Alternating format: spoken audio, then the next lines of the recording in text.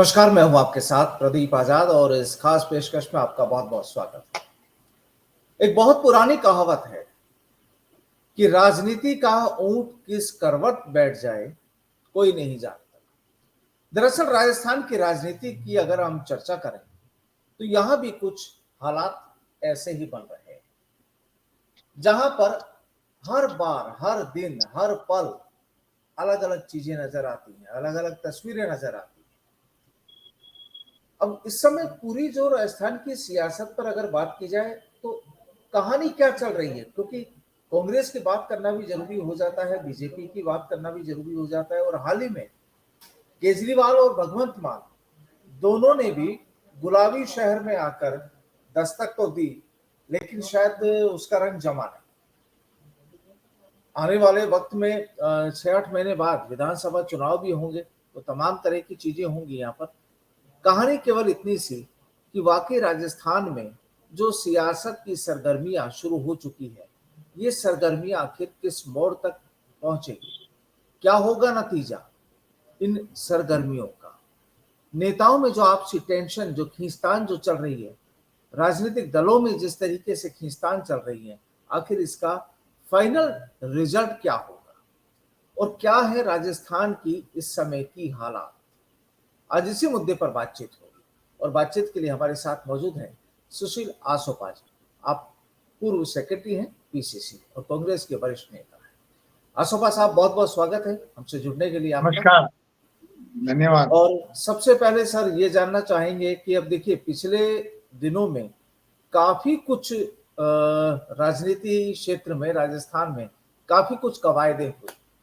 क्या लगता है आपको कि जो कवायदें हुई कुछ रंग नजर आएगा, या सब यूं ही चल रहा है, या कुछ उम्मीद की जा सकती है?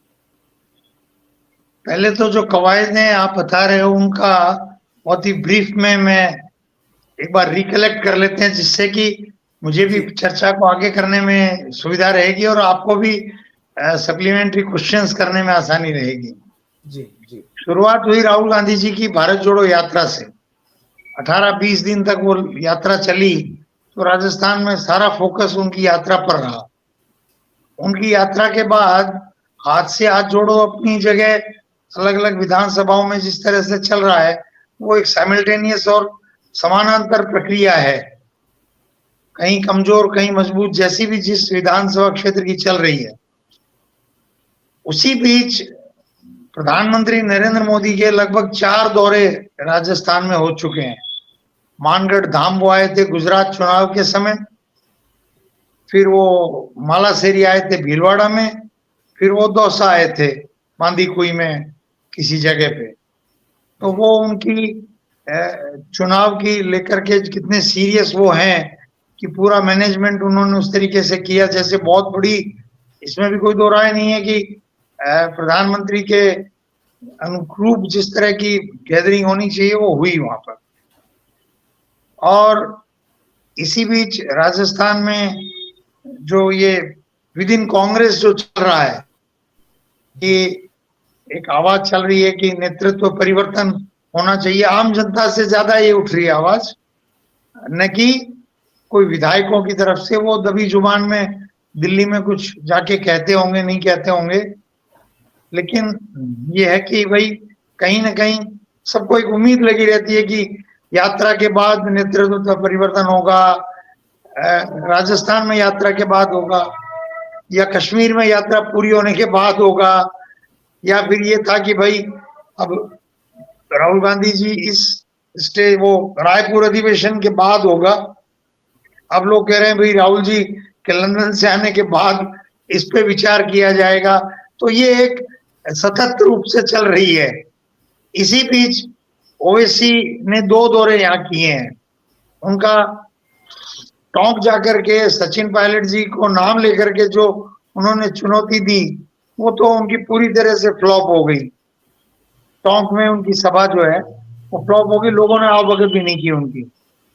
लेकिन उनकी बाड़मेर की जो सभा है वो निश्चित रूप से प्रभाव छोड़ के गई है, और वहां उन्होंने जिस तरह से बातें की है, और आरएलपी के एक अनुसूचित जाति के विधायक प्रत्याशी को उन्होंने काफी उनके बारे में एक संकेत दिया है, तो क्या होगा। और केजरीवाल जी जैसा आप कह रहे थे कि भाई अभी शुरुआत है और वो जयपुर में एक अपना रोड शो करके गए हैं, तो इसका मतलब ये है कि चुनावी साल में अब ये बस तो 6 महीने गए। सितंबर में तो टिकटों की आपाधापी शुरू हो जाएगी, अक्टूबर अंत में तो टिकटें बंटनी शुरू हो जाएगी, इसलिए 6 महीने बच गए। अब 6 महीने बच गए तो भारतीय जनता पार्टी, इस बीच एक और चीज हुई कि भारतीय जनता पार्टी में वसुंधरा राजे जी ने भी अपना एक दमखम दिखाया सालासर में। हालांकि मैं निजी रूप से मानता हूं कि वो वसुंधरा राजे जी के दृष्टिकोण से वो फ्लॉप शो मानता हूं मैं उसको। आपने एक डोम लगा लिया, वो भर दिया, उससे कोई मतलब नहीं है। उससे 3 गुना भीड़ तो सचिन पायलट जी ने लगातार 5 दिन दौरे किए, वहां पर्वत सर और पीली बंगा और फिर आपके यहाँ गुडा और 5 जगह किए थे ना। महाराजा कॉलेज में जितने लोग थे उतने सालासर में थे, यूं मान लीजिए मोटा मोटी। इसलिए वो पर वो एक उनकी कश्मकश दिखाई दे रही है। अब असली मैं बार बार आपके यहाँ एक बात कहता हूँ, उसमें मैं आ रहा हूँ कि ये कश्मकश ज्यादा क्यों दिखाई दे रही है कि 25 साल, मतलब ये 6 महीने छोड़ दीजिए बचे हुए, अगर बाद के में इस इतिहास को पढ़ेंगे तो 25 साल ही गिने जाएंगे। मान लीजिए राजस्थान में मुख्यमंत्री बदल भी जाता है तो भी ये माना ही जाएगा कि अशोक गहलोत 5 साल रहे, यानी कि 25 साल जो दो नेता राजस्थान पे लगातार मुख्यमंत्री रहे, वो आने वाली जनरेशन के लिए अपनी अपनी पार्टियों में स्पेस देना ही नहीं चाहते हैं। अर्थात अगर वो 70+ होने के बावजूद भी स्पेस नहीं देना चाहते हैं तो क्या ये समझें कि उन्होंने कोई आजीवन एग्रीमेंट कर रखा है किसी के साथ भी, हम जब तक जीवित रहेंगे तब तक हम दोनों ही मुख्यमंत्री रहेंगे, उसके बाद क्या होगा वो हमारी पार्टियां जाने और भविष्य जाने, हमें तो हम जी जाएंगे जिंदगी। तो कुछ कहना मुश्किल है। अन्यथा ये संघर्ष असल में वही संघर्ष है, और केजरीवाल उसकी तरफ इशारा भी कर गए कि एक बार वो और एक दूसरे पर आरोप लगाते हैं और सत्ता में आने पर कुछ नहीं करते। ये एक्सपोजर किसका है? दोनों पार्टियों को क्वेश्चन करके गए वो। मैं केजरीवाल की नीति कार्य प्रणाली, उनका फासिस्ट तरीका, उनका नादिरशाही, उनकी जिस तरह की वर्किंग है उससे बिल्कुल ना इत्तेफाकी रखता हूँ, लेकिन ये क्वेश्चन तो वो उठा के ही गए हैं कि भाई दोनों एक दूसरे की मौखिक आलोचना करते हैं 5वें साल में और फिर सरकार में आ जाते हैं, फिर 5 साल राम राम शांति। तो ये एक कश्मकश चल रही है। तो सर आपने जो तमाम जो चीजें बताई, अब चूंकि अगर बात कांग्रेस की करें, क्योंकि इस समय सत्ता में भी कांग्रेस है और आने वाले टाइम में बार बार इस चीज को भी कहा जा रहा है कि सरकार इस बार रिपीट करनी है, ये कांग्रेस के तमाम लीडर्स अपने बयानों में इस चीज को जाहिर करते हैं, बात करते हैं, बोलते हैं।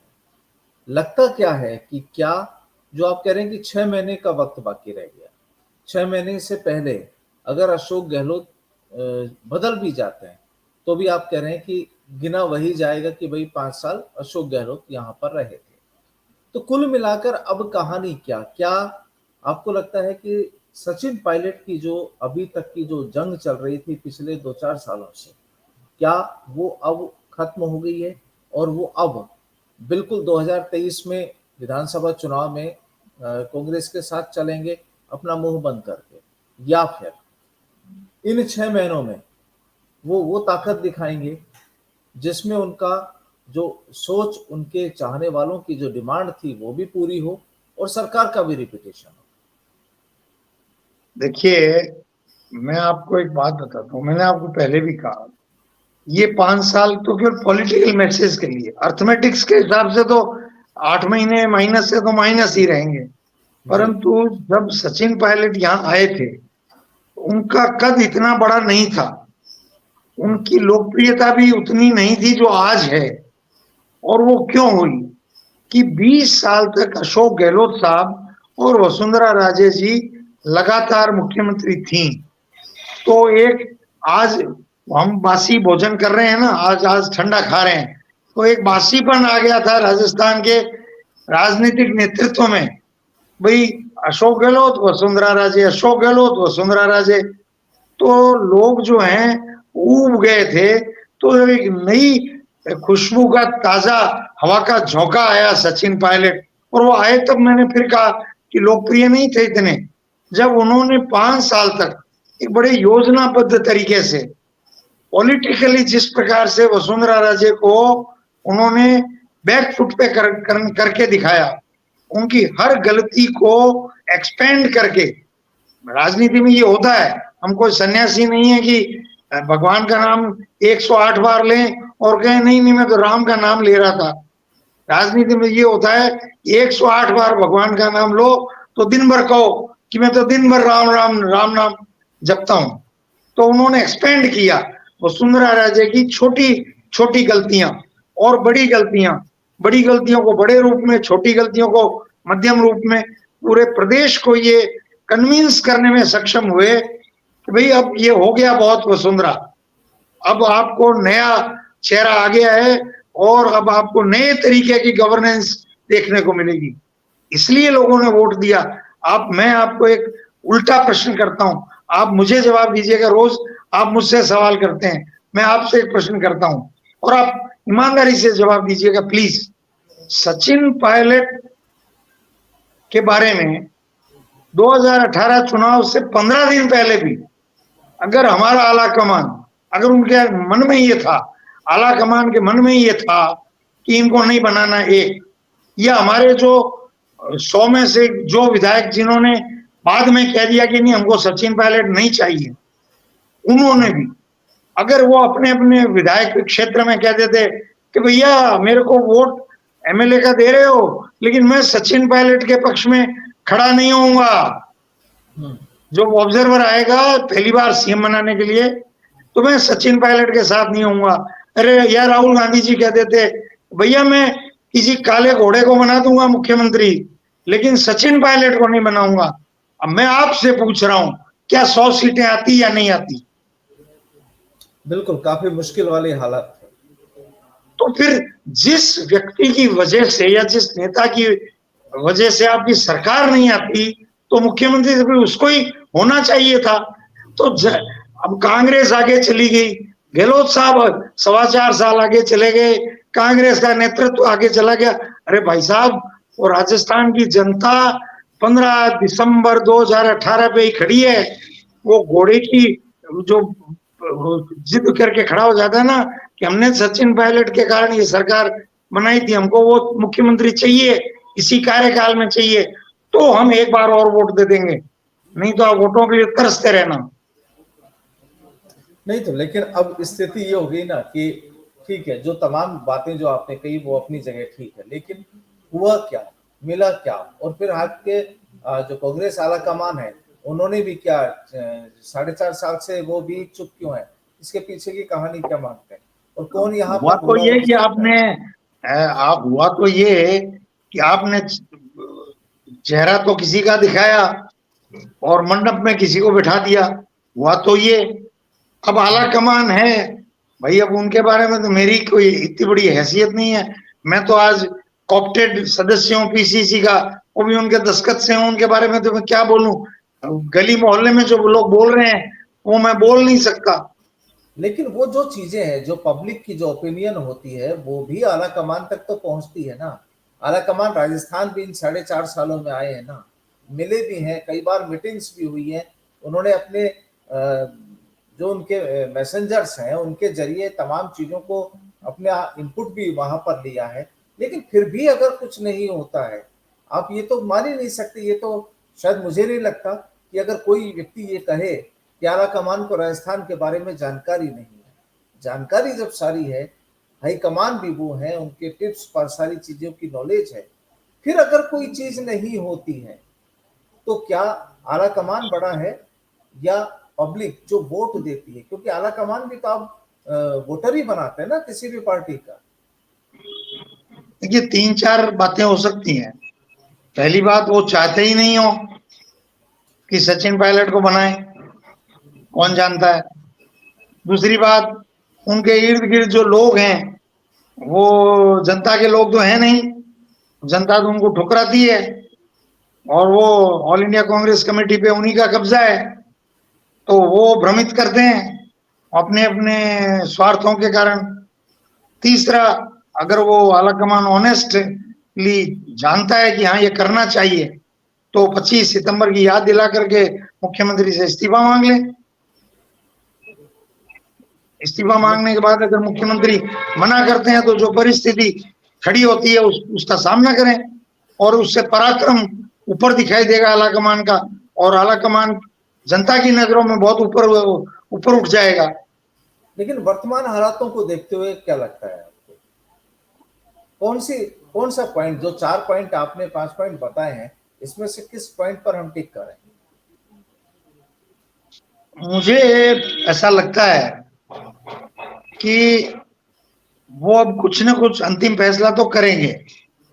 वो अंतिम फैसला क्या होगा ये कहना मुश्किल है, और इतना मैं जरूर कह सकता हूं कि कोई भी फैसला चाहे आलाकमान करे या सचिन पायलट जी स्वयं स्वीकार करें, राजस्थान की जनता अगर सचिन पायलट जी मुख्यमंत्री बने बिना समझौता करके आए, तो ठीक उसी प्रकार से जनता उनको भी रिजेक्ट कर देगी, जिस प्रकार से एक यूनियन लीडर अपने इंटरेस्ट के लिए अपने कॉरपोरेट से समझौता कर लेता है, और जो बाहर खड़े मजदूर हैं वो उससे नाराज हो जाते हैं।